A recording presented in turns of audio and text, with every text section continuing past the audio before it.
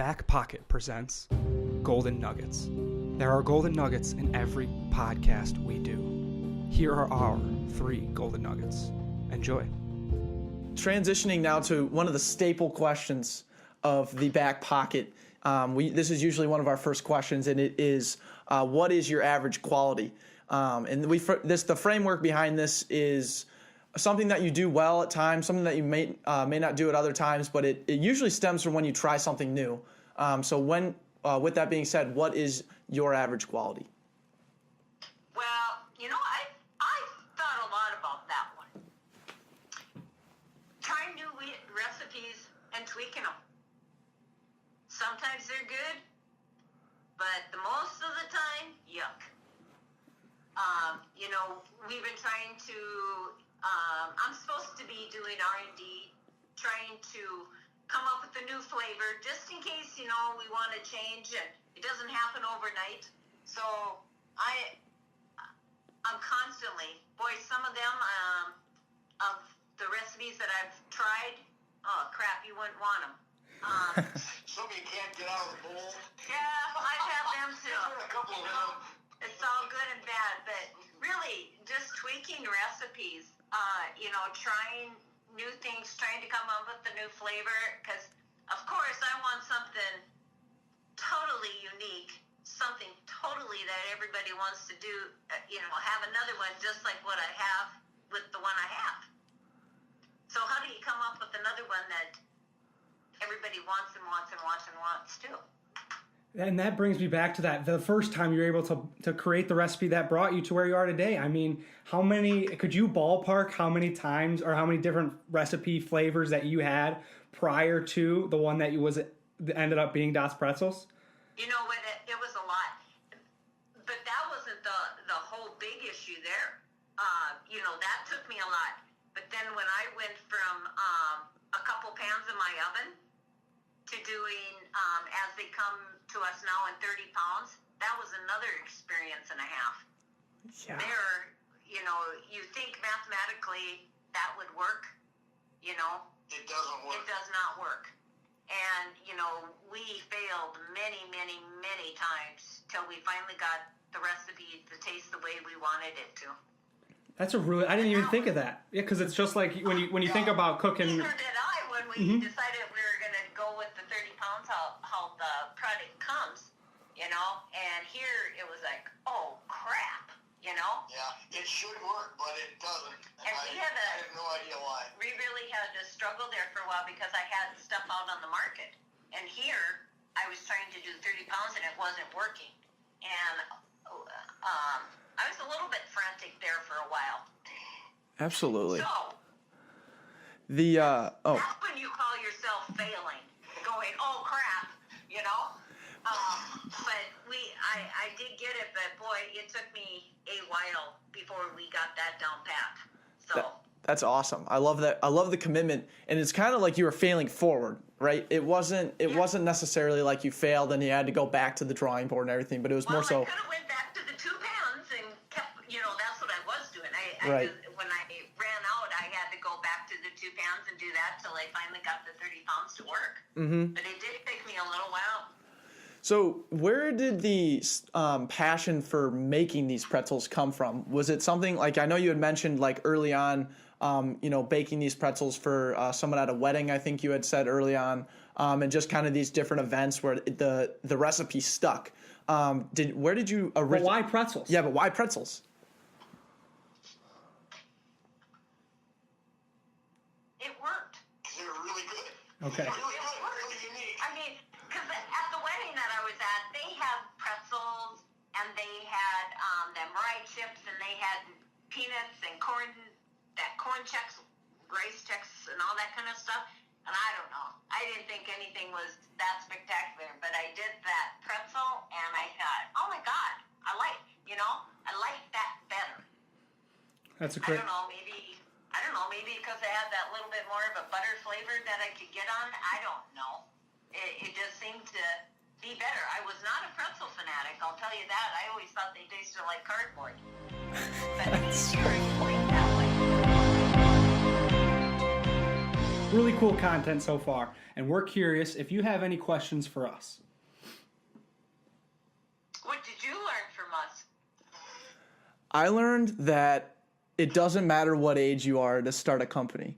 Everyone, and that's not a shot at you guys. You guys have brought that to light and have made it so freaking cool because everyone's looking at the youngsters, the young entrepreneurs, the guys in Silicon Valley, the two 22-year-old podcaster recent grads, the young bucks who are really trying to just get it out there. But you know what? It doesn't matter what age you are. You could be retired. You could be in finances for 30 years and then decide to launch a pretzel company that goes nationwide. Like, I think you guys taught us today that the hustle, the grind, and following your passion is a timeless activity. Good answer. Crush that. All right, sweet. So final question. Thank you. What did you learn today? And it's a simple question from the time you woke up to the time we're doing this interview now. What did you learn? What did I learn today? Tell you what, I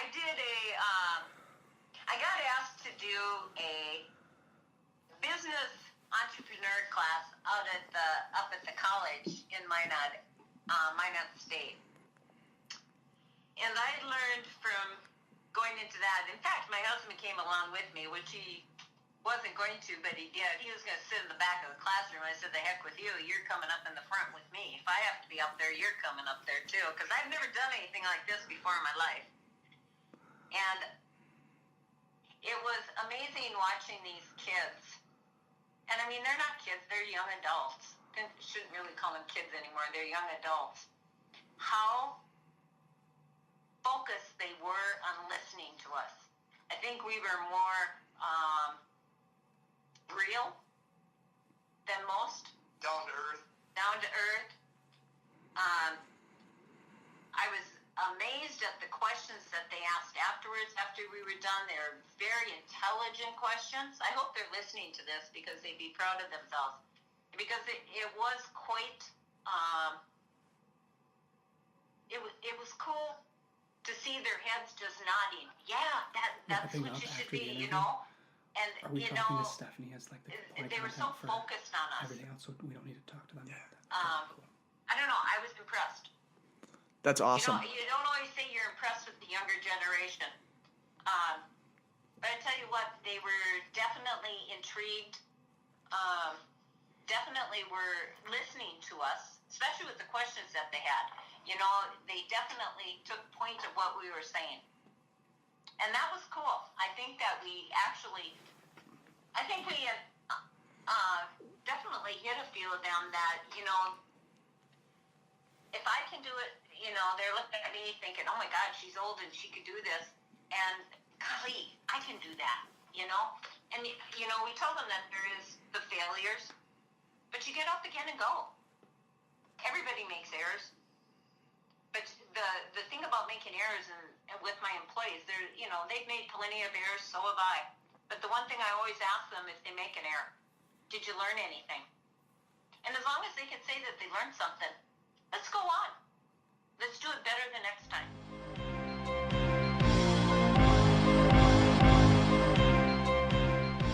No, so Regis Jesuit High School, my alma mater, back in Colorado. I didn't fly back. I just Skyped in, which was an experience of its own. But are you known as kind of like a local legend there? Or? Yeah, dude. Ever since I grew this mustache. Oh, because you're looking so good these days? Yeah, they were like, man, I'm looking like a burglar right now currently. But aside from that. Would you say this is the best you've ever looked? Oh, yeah. This is the best I've ever looked. It's not even close. And are people like coming up to you like, dude, you look great? Yeah, people come up and I've had like 4 or 5 people come up and just shake my hand. And they're like, hey, I know this is super weird, like kind of nervous. And they're like, you are so good looking. And I'm like, we love your mustache. It's crazy, dude. I've never had that happen to me before. But, dude, honestly, I've seen a lot of people come up to you in the other way and just be like, dude, you look like an idiot. Yeah, so, like, I'm just here to, like, let you know, like, you may think you look like you're the best, but honestly, from my end and from other people's end, it could be different, dude. Yeah, that's aside from that, though. I mean, this is unbelievable. I never had these opportunities in my life, dude. And like, And were these high schoolers just like fawning over you, or what kind of situation was that? Yep. So like, it was mainly they had me posted as like, hey, come hear this guy speak, and he's an engineer and a podcaster. And so I spoke to 2 different classes, and they like 20 kids in each, so 40 total. And the first time I asked the kids both times before I started, raise your hand if you wanted to be an engineer. First class, everyone raised their hand. So Every single person. Is Pretty you much. just an engineer? No. It was more so just like kids who were good at math and physics and random stuff. It's a college prep school. Okay. It's a student alumni mentor like session, they called it. So, the first one was all engineers pretty much, and then the second class I asked the same question, and like nobody raised their hand, and they were all like super dialed into like how I started the podcast and stuff like that. So. So total 2 different experiences, like talking points. Right. And what it came down to, kind of back to my storytelling thing, was the first time I did it, I like barely gave them any context to my life. Like I didn't even tell them that I had 4 younger siblings that all went to Regis or are currently in Regis. I didn't tell them why I chose engineering or what even kind of engineer I was. And then I basically just told them about the podcast and stuff. And that was like a horrible way to do it. And then they started asking questions, and I finally got those things out eventually. But the second time I did went so much better because I kind of knew that already. Biggest growth, dude. 1 and 2. Biggest growth. Oh, yeah. I crushed the second one, allegedly. And both times I actually dropped in like, I'm just like, when I talked about the podcast specifically, I was just like, it was me and my buddy from college. We played football together. And we're just wildly average guys. And I just gave a couple examples, and I'm like, and I've grown since then to the point where now I know how to grow a mustache, and now I'm coming to you guys and telling you like how to do this and like what to do. And the whole class just died laughing, dude. And like I couldn't hear anything for like 2 minutes. Yes, dude. It was so funny. Dropping the mustache line, the Movember. Yeah, because I was like, you guys are now I'm to the point where I'm like having or trying to motivate people and inspire people and do things, and I'm still just the knucklehead with a dirty mustache or something. Looking like the cat burglar. Looking like the best I've ever looked. Yes. And it's not even close. Dude, that's awesome. They totally probably hit home your vibes too, because like that's a perfect example. The mustache right now embodies. I mean, I'm always the guy that makes things probably a little more serious than they are, because that's innate in me. We're a comedy podcast, but it's Andy serious. Yeah. Yo, you're not funny, man. Yeah, did you know that? I was actually told that recently, and I was like, yeah, I get that. But the mustache is a perfect example of making people feel comfortable trying something new. Yeah. Like, dude, you honestly, Deck, you look like a total idiot. Yeah, I know. And you know that, but you keep going around saying, I look the best I've ever looked. And it's not just saying like that because you actually do, but because inside you're like, I can do anything.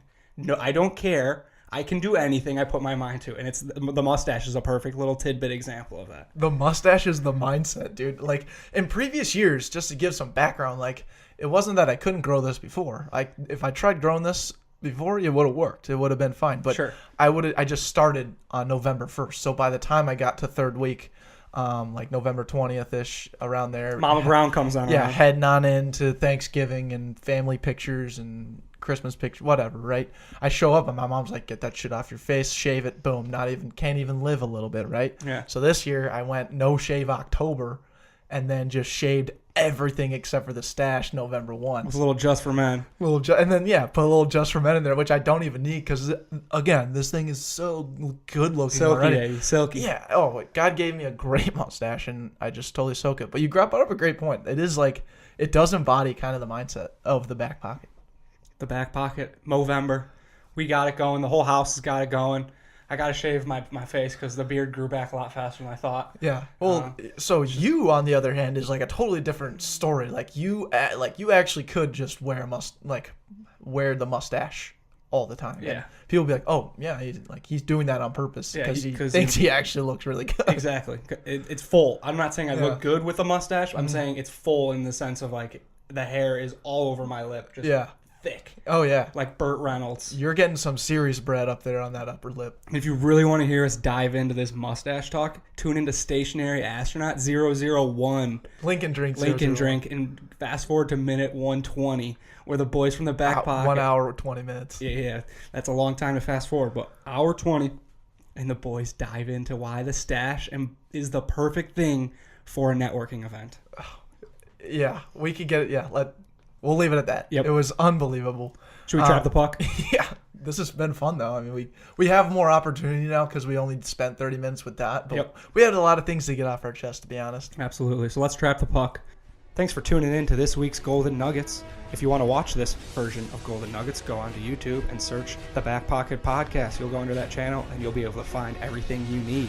If you want to read the Golden Nuggets, go to yourbackpockets.com. That's with an S, yourbackpockets.com. And go under the tab blog because that's where you'll be able to read it. If you want to interact with us, go on to social media, the Backpocket Podcast on Instagram or on Twitter, _the Backpocket. You know the drill. Interact with us. We love your interaction. Take care.